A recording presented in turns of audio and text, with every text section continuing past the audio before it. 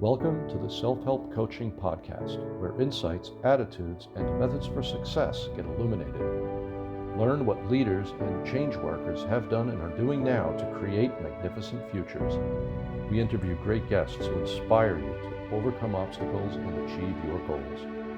Be sure you visit our website at self-helpcoaching.com. While you're there, subscribe to us via your favorite network. Now, just relax as you listen. You can do something else, but be ready to make an important note. And let's get started. The title of this interview is How Much Marketing and Networking Has Changed. And my guest is Lillian Brummet. Lillian and her husband, Dave, are the team behind Brummet Media Group, high-fiving cheerfully as they pass each other on the way from checking off one item or other from their long to-do list. Boy, I know what that's about. Seems that my to-do list doesn't get shorter, it gets longer. So when you're making it shorter, then you're doing something right. Excellent for you, Lillian, great. After moving to their dream location in the Kootenay region of British Columbia, Canada, they have been methodically converting the abused lot over to the little park it has become. And in doing so, have gained certification with bee, pollinator, and wildlife organizations. That is fantastic. I love that. That is so great. Their home, too, has become energy efficient via the many upgrades they have done. Their business includes Dave's music studio and percussion. By the way, Lillian, I'm a musician too, but everybody wants me not to play. I used to have a punk band, but I don't want to digress. He plays percussion, and he has percussion accessory products and graphic design work, as well as numerous award-winning nonfiction books I love, and popular blogs. Sipping wine made from their yard's produce while enjoying a gorgeous view, preparing daily feasts, 30 to 70% of which is produced from their own yard. That's excellent. She's living the life. She's living the life that I love. So this is going to be an interview that I'm really looking forward to. And she loves also playing with her dogs. And those are all her favorite activities. I'm really a dog guy right now. I have cats, but I could talk so much about dogs. Welcome, Lillian. I'm really looking forward to this interview. Thank you. Thank you so much, Tony, and everyone for joining us today in this video and in this interview. I really appreciate your time dropping in here, and this is exciting stuff. I'm looking forward to this.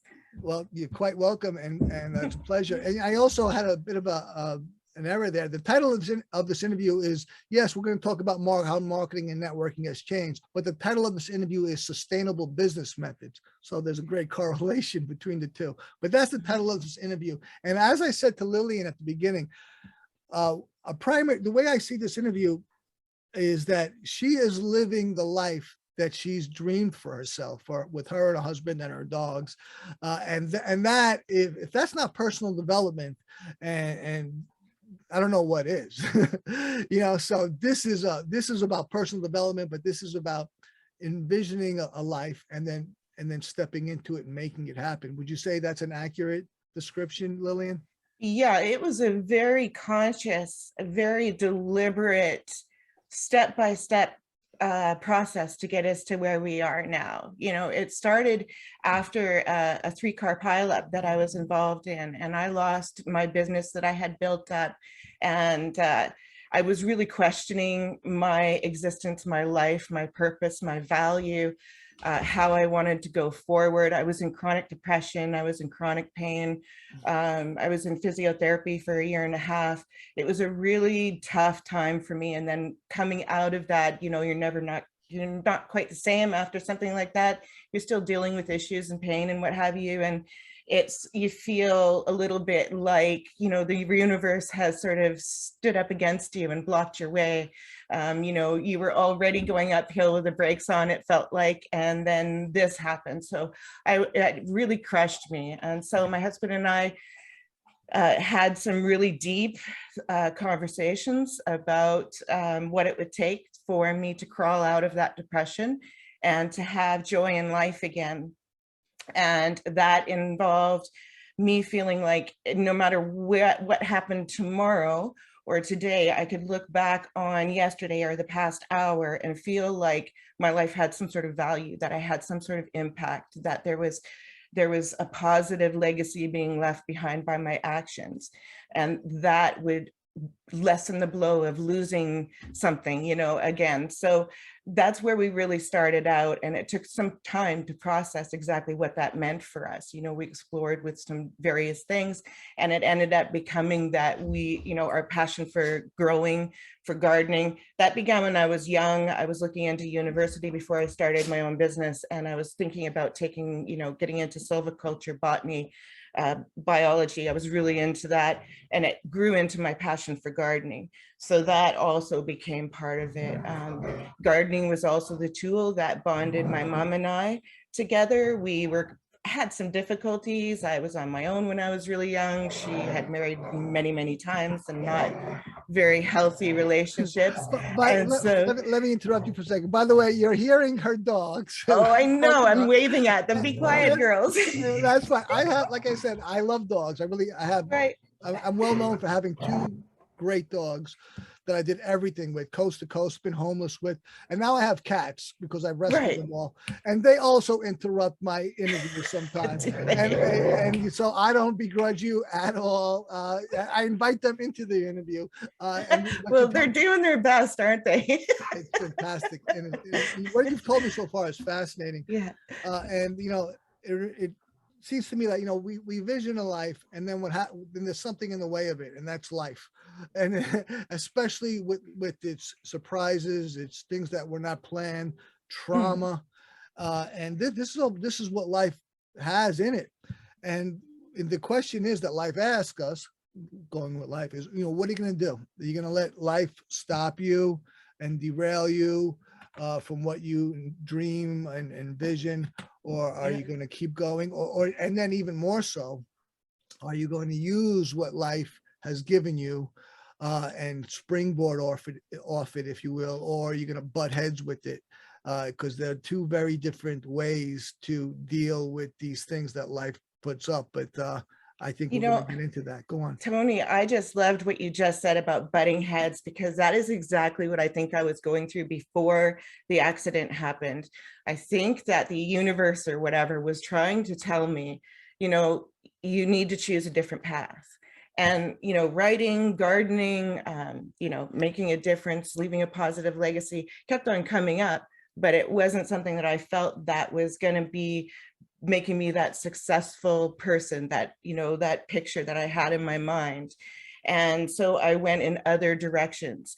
And the universe, I think, kept on telling me these little hints, these little nudges, and I was not listening. You know, I had my blinders on, I was focused, I was going to do my thing. And, you know, I was determined, which I tend to be, you know, very determined and obstinate and tenacious. Then I think the accident was like the final wake up call. The universe just said, hey, you know, if I have to slap you in the face, I'll do it. You got to wake up and you got to realize that you have a different purpose. And so I really do look back at it as like a positive thing, you know, even though it was traumatic and I still pay for it sometimes.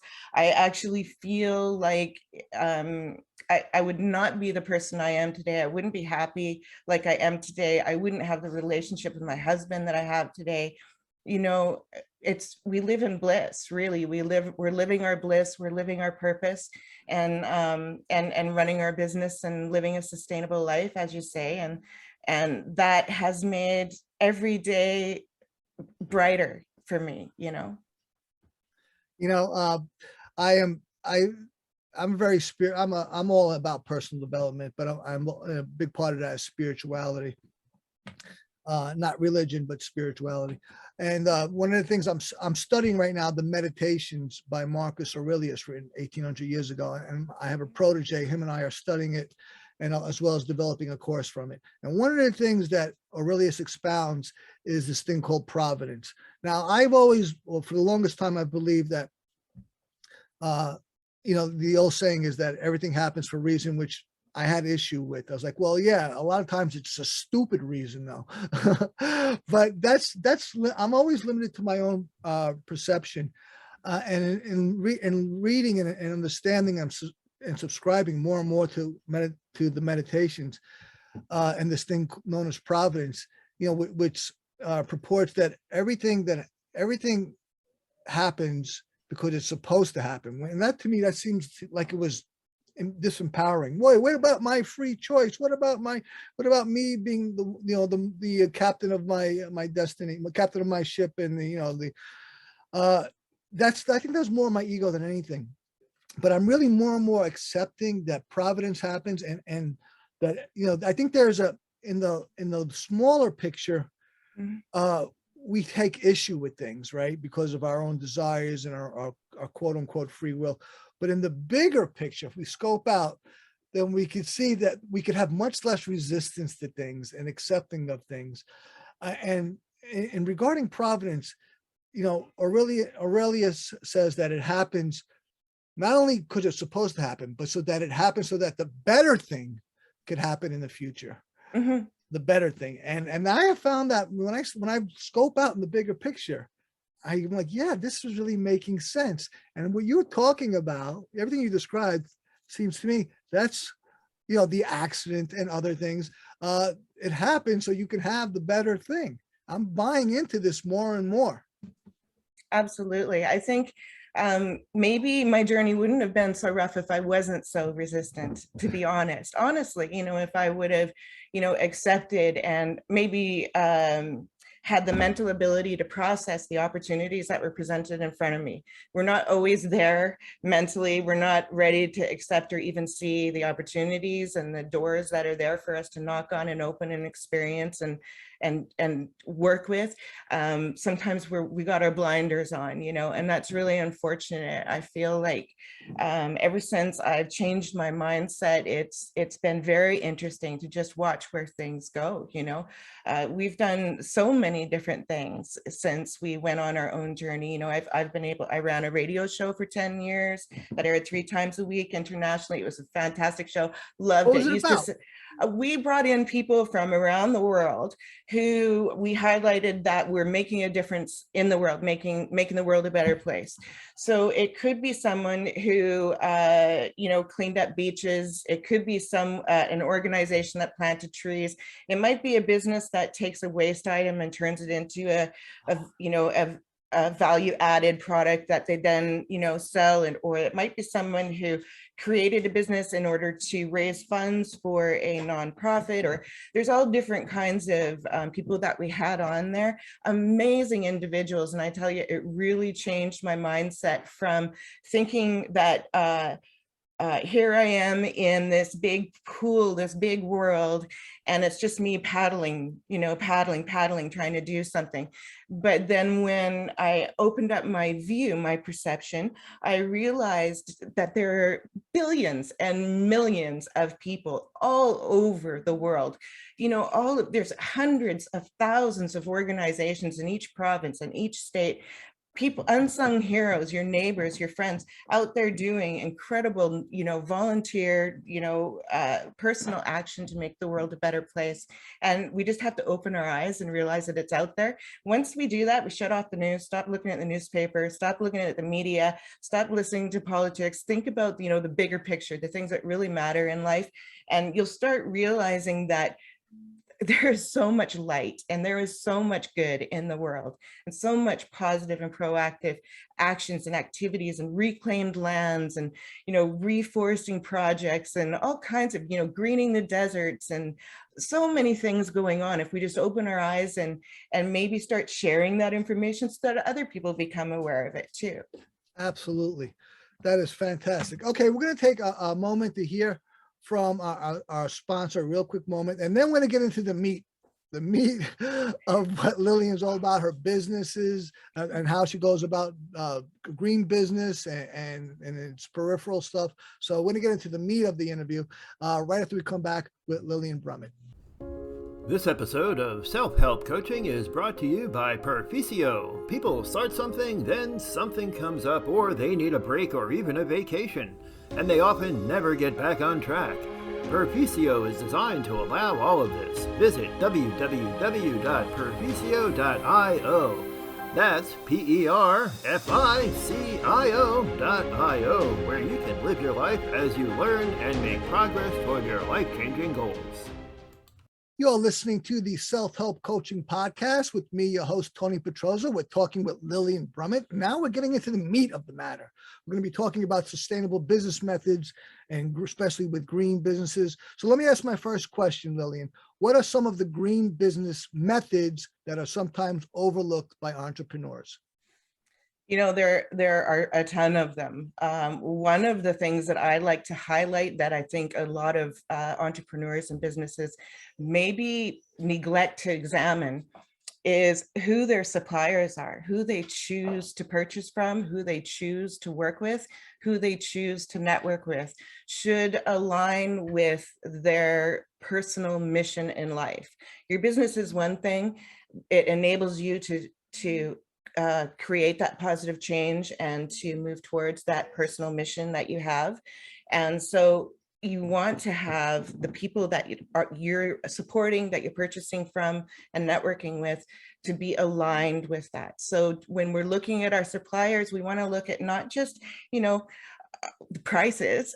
We want to look at maybe location as far as shipping and handling and warehousing and the eco footprint of purchasing from them.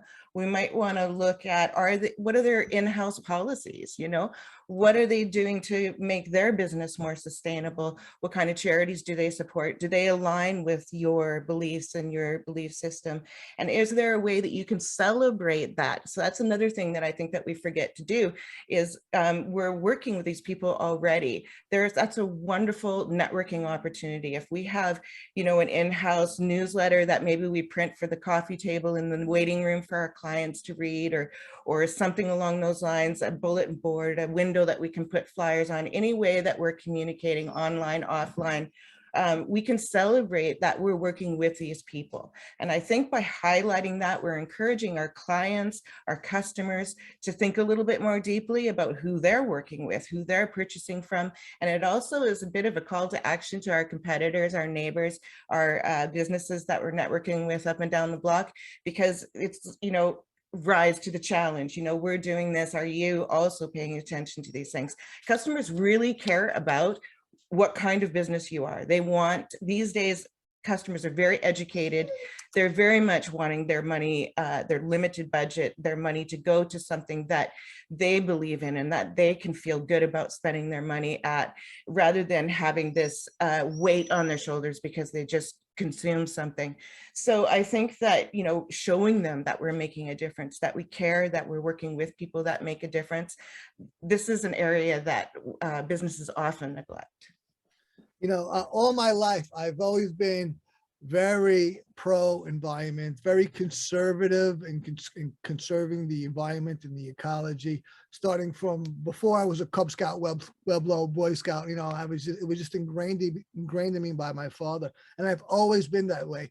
I'm vehemently anti-pollution. I mean, if I even see a person littering, you'll see me often take action, using some discretion, because, there's only a confrontation often may not be fruitful.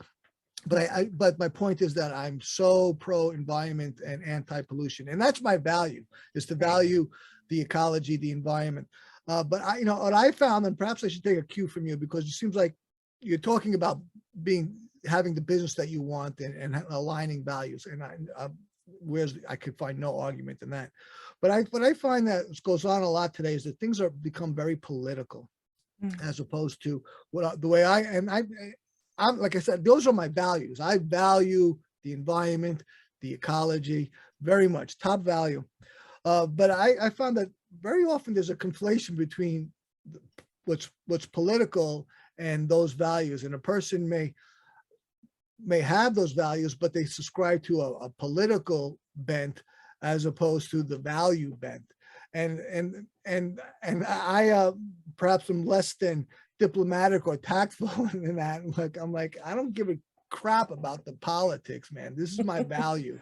Right. I don't care what the party is or what the politicians or what activists are saying about what. If you this is your value, and I concur, then we have alignment, we have agreement. Right. I hear what you're saying. Like I really the way I describe this is we got to stop pointing fingers at the government and big business, and we got to stop pointing the finger they should do this and your neighbor isn't doing that and the city should be doing this, and we're pointing our fingers way too often. I think what we need to do is roll up our sleeves and get involved. That's where the action happens, quite honestly. Yes. You know, like you're picking up the litter that you see on the ground, you know, that has a profound impact. It's not going to the waterways, it's not going to the rivers, it's not clogging up the systems, it's not polluting your city and inviting mosquitoes and all kinds of other, you know, pests and hazards that happen from waste being left on the ground in a community. And there's all kinds of, you know, repercussions and ripple effects from every little tiny action that we make. You know, one of the things that I really like to encourage businesses to do is to get involved with their community events. So there's, you know, there's so much going on in our community. So let's get involved, you know, let's really get on those Facebook groups and community group event listings and anything and anywhere that you can find out about this, and really start networking with some of the nonprofits and what have you. Find out what conferences and events are happening. Start celebrating the ones that you believe in and that are aligned with you. You know, put up posters, add it to your blog, what have you. Give them promotions out of the goodness of your heart. You're going to have this image now with all of your clients that you're this community-minded, so, you know, personable, someone that they want to work with. And at the same time, you're making a difference by helping to spread the word about these events. We can donate services. We had a fellow who put in our parking spot at the time. We had a little RV trailer, a little trailer that we took camping, and we no longer have it, but we had a little parking spot built for it. And that guy who does the bulldozer work and builds the driveway or the parking spot, he donates his time to some of the nonprofits in the area. So he'll take his bulldozer and he'll go repair their driveway or do whatever work they need done on their properties. He donates that time and he gets the extra promotions out of it. He writes press releases, he puts it on his blog, he lets people know about it, and he's making a difference and helping out these nonprofits. Can we, you know, maybe donate a product or a gift certificate or some service to an event or a festival or a fundraising thing that's happening in your area, or as a door prize or as a contest draw? Or there's so many things that we can do to get involved locally, you know, So to by make a doing difference. free services, by making donations, Yes. getting actively involved, you know, Yes. rolling up the sleeve.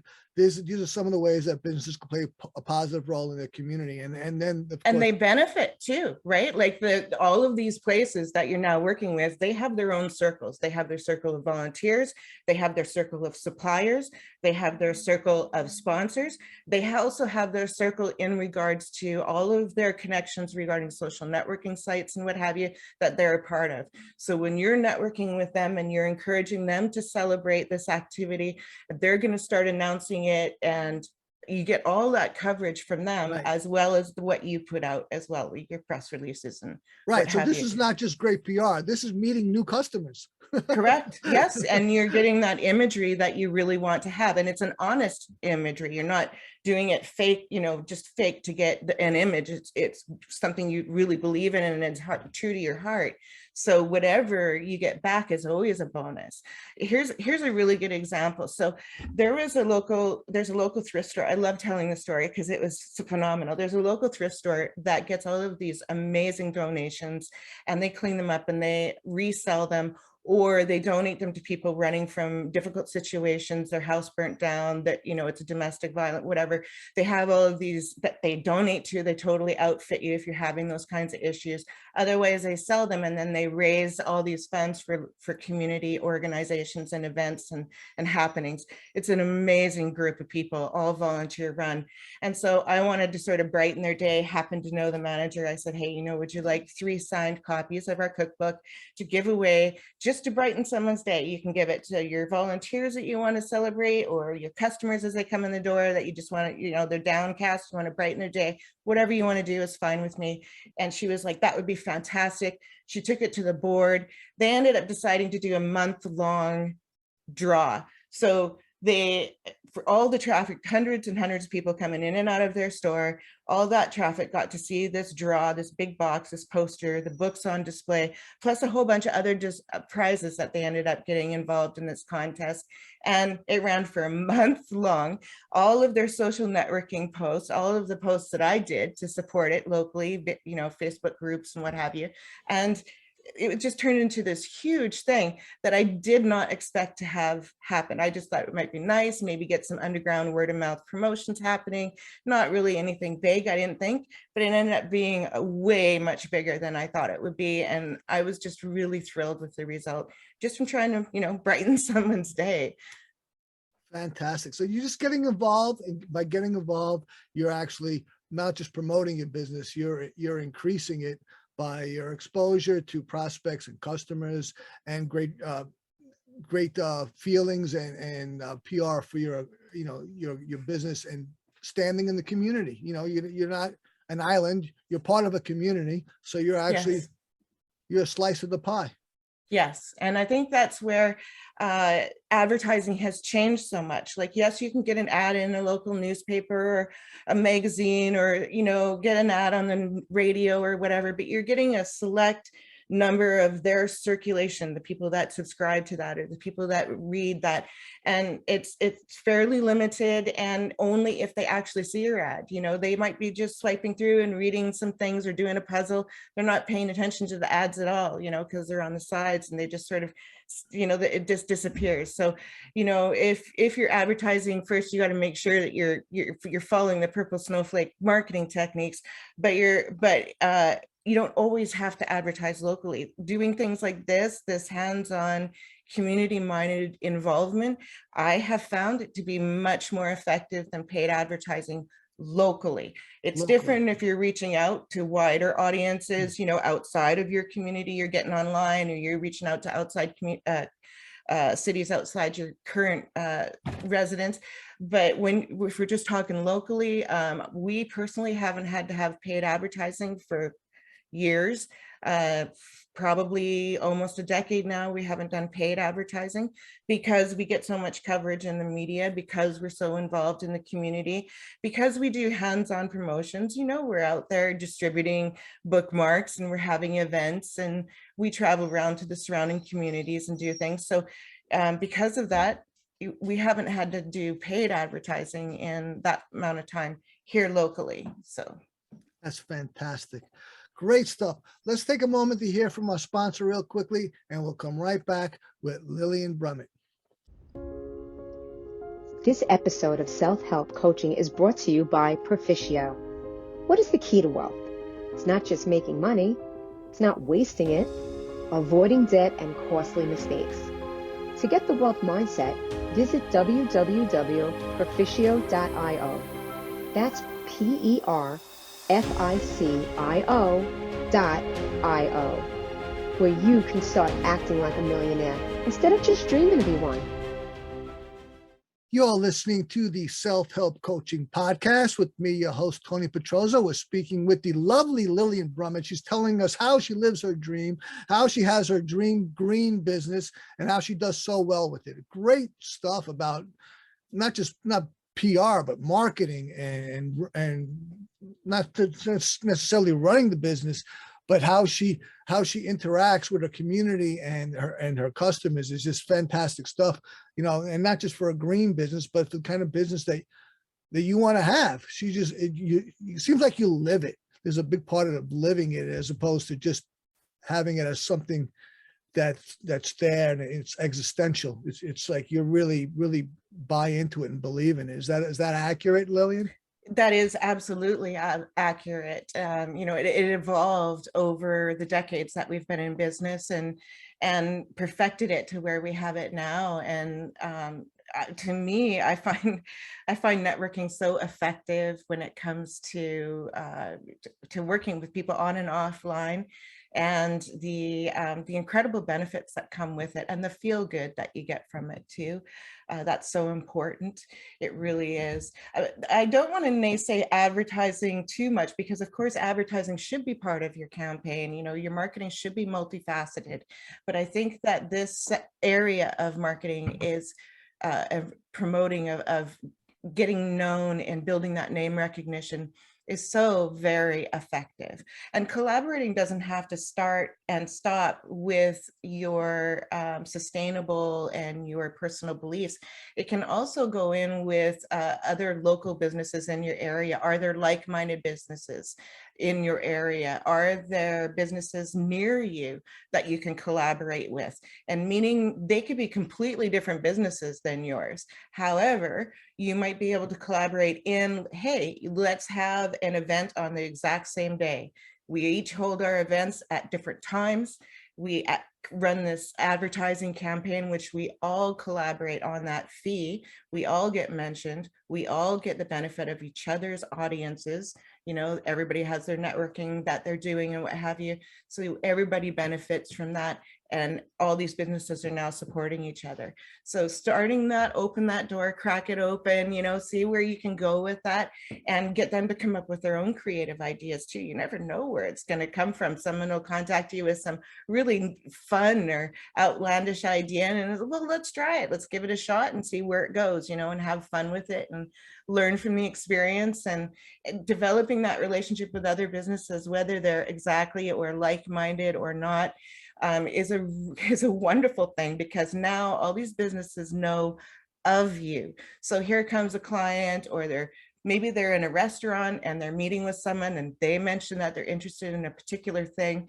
Now they have you to recommend to that person. So, you know, it builds their relationship with their contacts because they know people, and you get that extra, you know, word of mouth happening. So it seems to me in coming up with creative networking ideas, a basic tenet is to reach out to like-minded groups, businesses, organizations, whether they be prospects, customers, or vendors, or people that share the same values, and just start talking with them. And then Yes. you start collaborating, maybe just bouncing ideas off each other, saying, Exactly. what ideas have you got? These are some of my ideas. What can we do together?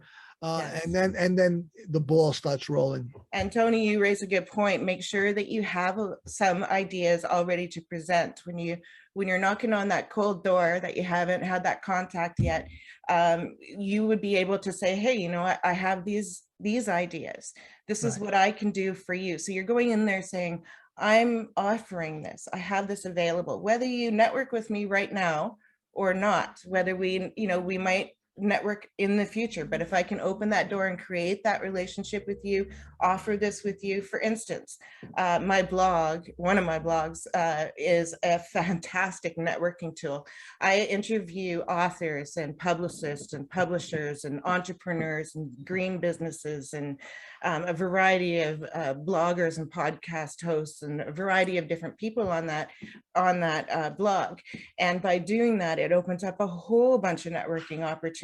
I can say to them, cold contact, hey, would you like to come on? I saw your show, your YouTube podcast. I really like what you're doing. Would you like to come on and give our audience a little bit of behind the scenes as to what it takes to run your show and, you know, get some exposure? That opens up that door. You never know. They might also run a blog that has a similar audience that you know, they might invite you to become a guest on their blog.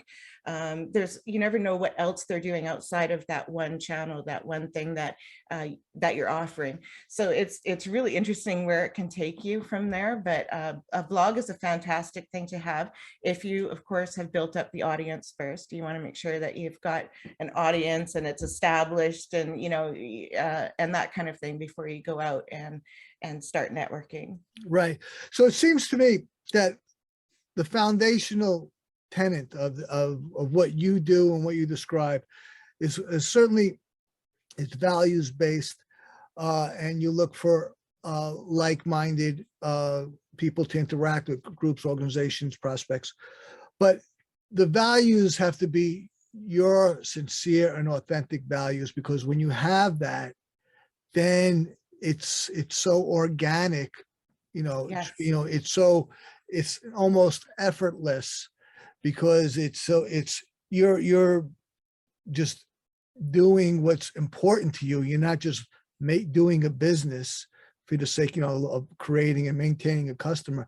This is the change you want to see in the world. This is the Exactly. things that you want to build in the world. So it's so natural for you. You're creating your world, if you will, by doing your business.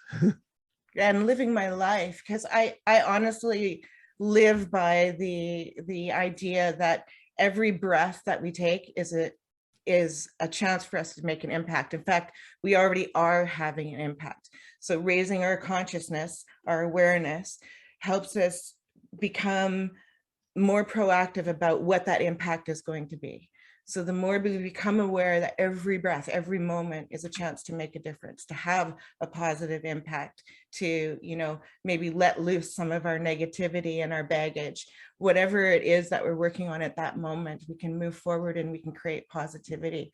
Absolutely. With every breath that we take. I used to work as a life coach, as a personal development coach, and now I have a technological coaching company. It's going to revolutionize self-help and personal development. Okay, great. And I don't say that as a aggrandizement or that's not even a digression. I'm just going to get into purpose.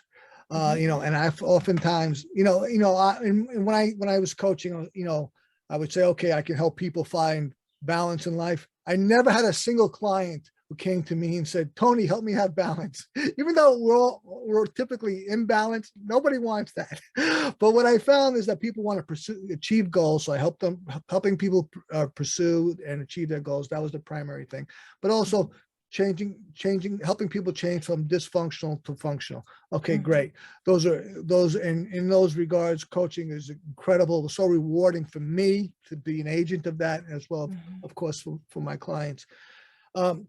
And I had like a 90% success rate. Okay, all that said. Mentoring is such an amazing thing, Tony. Like, accolades to you for that.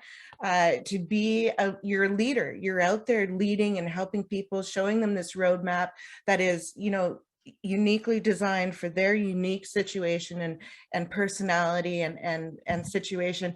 And you're helping them reach their goals and grow themselves on a personal level in multifaceted ways, whether they realize that that's what they're going to get from you or not when they first sign up to you.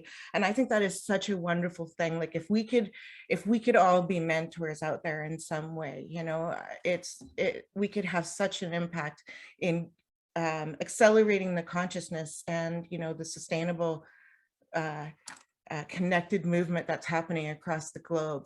We didn't have these kind of conversations back in the 50s. Things were very slowly evolving, and thank goodness to our ancestors who fought and bled for what we have here now today. When we look at that, our roads are golden evermore. And so we just, we have all of these wonderful opportunities and to help accelerate, because the more the movement accelerates and grows, the bigger the wave gets, as we've seen. We saw a big wave in the 70s, and then in the 80s, and then again in the late 90s, and now it's just this huge rolling roller coaster where our whole global society is changing, business is changing, everything's changing to, living a life of purpose, leaving a positive legacy, improving things rather than causing harm. That's it. You just came back with realignment with me, and I'm not having disagreement, but that I consider that coaching. However, there's mentoring too, and this is what I'm talking about now, mentoring. Okay. And mentoring, the thing that I was getting to is that when a person finds their purpose or realizes what it is, then they have it. That's right. The thing. That's the life-changing event or view that when it happens, because now things change. Now things change. Things become less laborious and more just desire. This is what I do because this is my purpose, and I just do it. And it's a game changer where working becomes a joy, even though it can be tedious and it can be exhausting. Becomes more of a joy and less of an effort. And so helping people find a purpose is a critical thing. And what you've been talking about, all of it is your purpose. This is your purpose. So, and you're busy getting about your purpose, adding in alignment with your purpose. To me, it seems that's the critical thing. that you found your purpose, you realized what it was, and then and I think with your husband, of course, too, Yeah. you went about doing it. And so you just do it. And it's not your job. You can call it your job, you can call it your business, but this is what your purpose is, and you're about it. So it's finding these people is not, a checkbox on your checklist. This is what you do because this is the thing why you're here on earth. Absolutely. And yet at the same time, you still have to have that business hat on. You got to have your action plan. You got to have your business plan, your contingency plan, your succession plan. You got to have these things in place. You got to know what your operations are and what your projected operation costs are going to be. You need to know, like, is your action plan today not only fulfilling your goals for today and this year, but it's also leading up to your future projects, the things that you foresee possibly experiencing or going towards in the future. Are you taking the steps today to make that happen? Because it's a slow process. We're evolving. We have to learn skills. We have to fit it into our schedule. Sometimes we have to let something go until we evolve as a person or find room in our schedule to take it on again. But, and that's okay. But as long as we're heading in that direction, we're making those steps forward. So I think it's really important that we have that in place. We have this basic plan in place. We know where we're going, what's going to happen, have some contingency plans in place, but also, go with the flow, float in the river. Don't try to stop the river and make it go your own direction. Float along, be flexible too. Boy, I learned that. Boy, I did a lot of swimming upriver in my younger years, and now I've learned to be a better floater. Yeah, just crack the beer and float along. Right, that's the key, is to be a better float. The job is to stay on the surface. Yes. I can get to where I want to go by being accepting, by being Right. smart, not by being forceful. Because it's so much more. It's so exhausting. Number one, and often I find that I don't get the result I wanted anyway. Okay, let's take our final break for our last quick message from our sponsor, and then we'll come back with the final segment with Lillian Brummet. This episode of Self-Help Coaching is brought to you by Perphysio. What if there was a self-improvement program truly personalized to you, that knew and cared for you deeply? That whatever was going on in your life adapted for you perpetually. Visit www.perphysio.io. That's PERFICIO.io,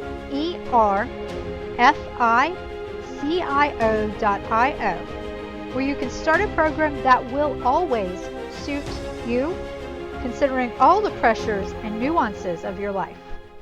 You're listening to the Self-Help Coaching Podcast with me, your host, Tony Petrozza. We're having an excellent conversation with Lillian Brummet. And now we're getting into the final things, the final elements about networking. We've been talking about all kinds of networking and marketing. And what are some methods for managing network opportunities? Okay, there's two actually that I use. I have a file on my computer where I post promotional and networking opportunities, 2 different pages on that file folder. And I put that there because there are so many ideas and opportunities that I see, but I don't always have time to follow up on them.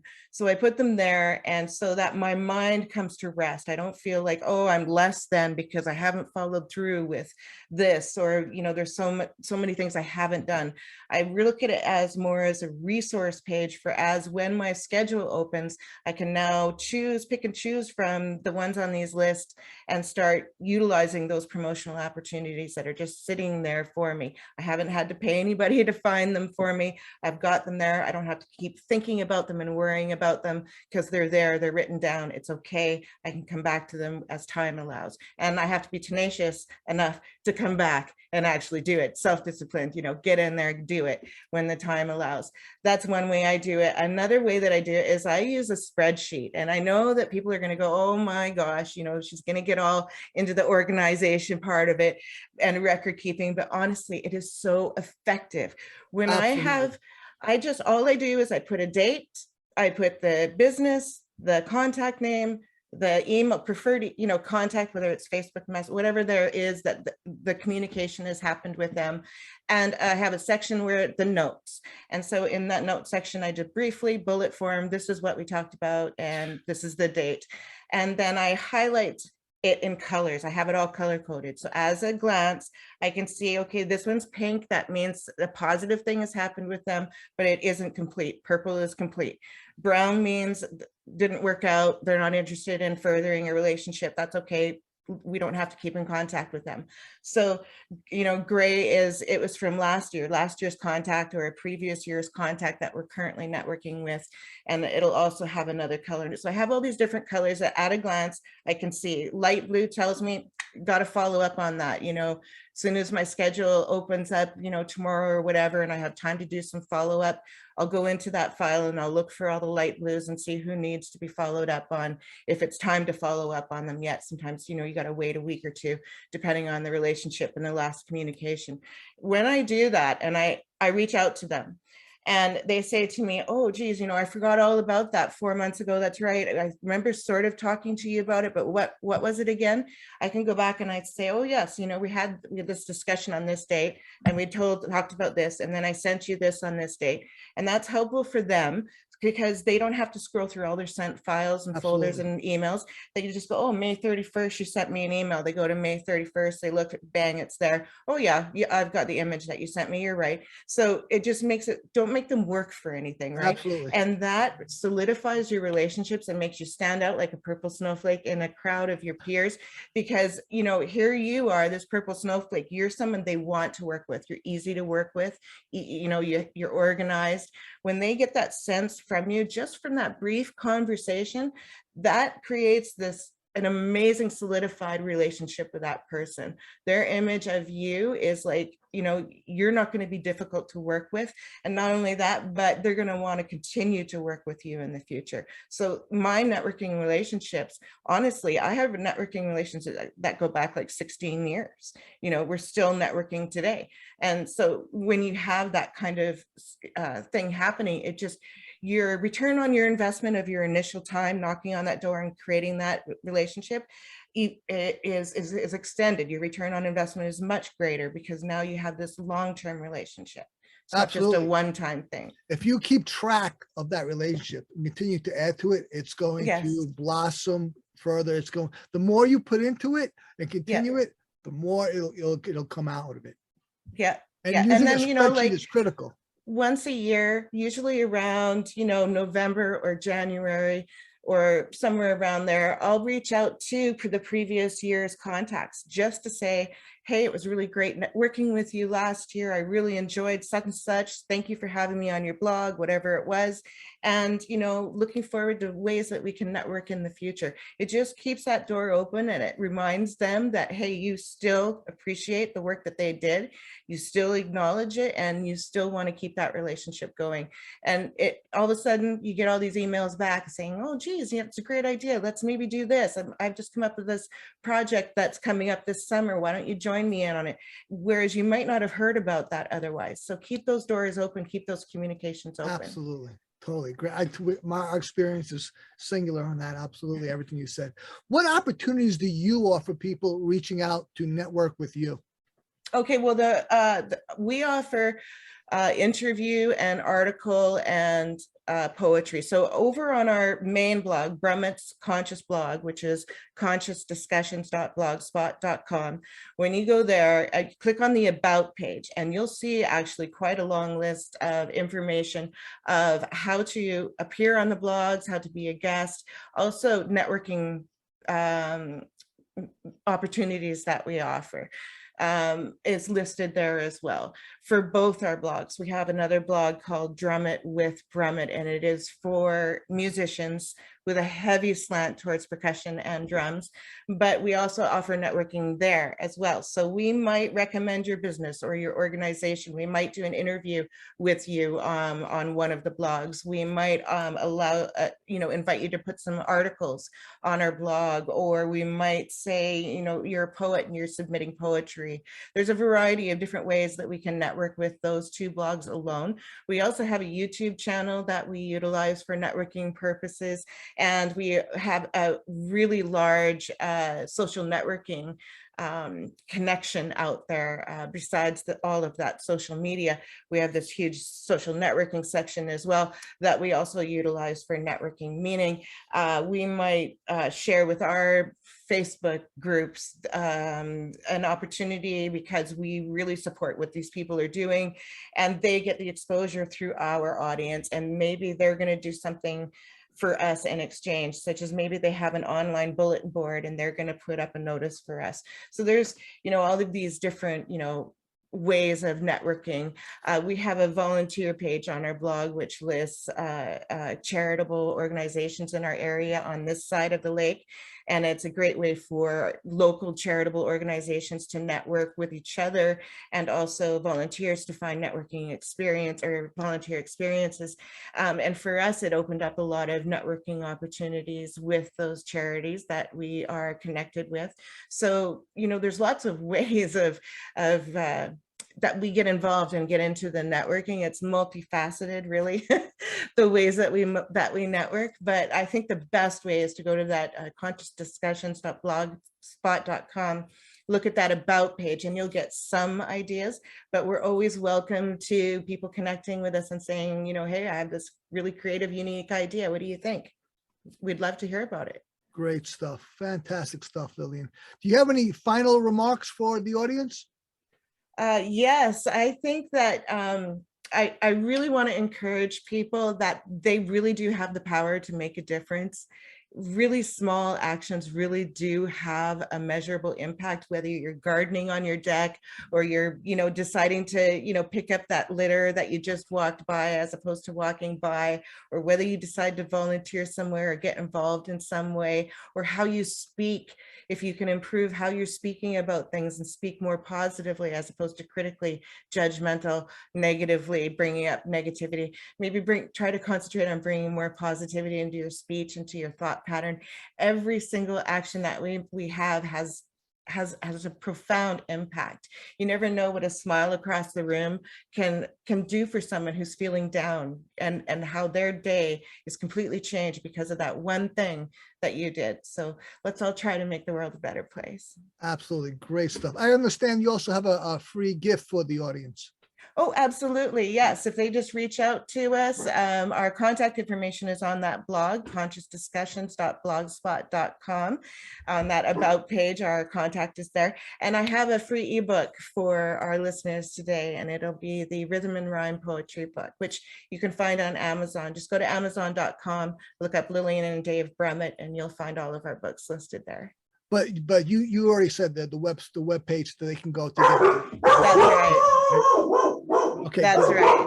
Okay. Great. Yes. So is there any other way that you'd like them to contact you, or you want websites or any social media? Of course, you're going to have a profile on selfhelpcoaching.com, which will list everything. But would you like to say what they are? Yes, that would be great. They can find me on facebook.com. Just go to look for Lillian and Dave Brummet there. They can find both Dave and my web pages on Facebook. Actually, pretty much most of the common social networking sites they can find us on. Brummetmedia.ca is our main website as well. So there's lots of ways to contact us. Just if you're on in a social networking site and you're wondering if we're there, just pop in Lillian Brummet. I'm usually the one that has the profile pages, and you'll be able to find us there. Lillian, this has been a pleasure speaking with you. I think this is a very valuable content for people thinking about business or maybe already in business, especially regarding values-based marketing. And I think that's what we're all about. That's what you do. You don't just do business. You live a life, and your business reflects the life that you lived. So I think you got a bullseye going on. So kudos to you. It's been a pleasure having this discussion with you, and I really look forward to this being put out and being valuable, not just to people who are considering a green business or just or going into business for themselves, but already in it, because you shared a lot of great stuff, a lot of simple stuff too. It's not even complex; it's simple stuff. But you're the proof in the pudding that it actually works. You've been doing this for some time now. Oh, thank you so much. We actually answer a lot of entrepreneur related questions over on our YouTube channel as well, which is the Brummet Media YouTube channel. They can find that there. Just look it up. And if they have questions, we'd be glad to cover them in an upcoming video as well. Thank you very much. I really appreciate Lillian. And I want everyone listening to remember that we're all responsible for ourselves and we could all use a little help. And with that, we'll see you at the next podcast interview. Thank you very much, Lillian. Thank you for tuning in to the Self-Help Coaching Podcast, where insights, attitudes, and methods for success get illuminated. Learn what leaders and change workers have done and are doing now to create magnificent futures. Remember to visit our website at self-helpcoaching.com and enjoy even more great episodes like this one. Again, while you're here, subscribe to us via your favorite network. We look forward to seeing you next time on the Self-Help Coaching Podcast.